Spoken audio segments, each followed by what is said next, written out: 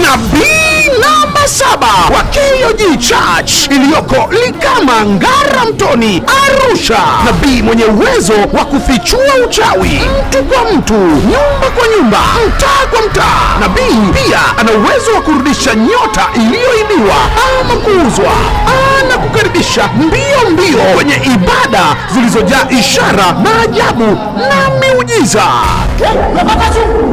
Kimbieni tu!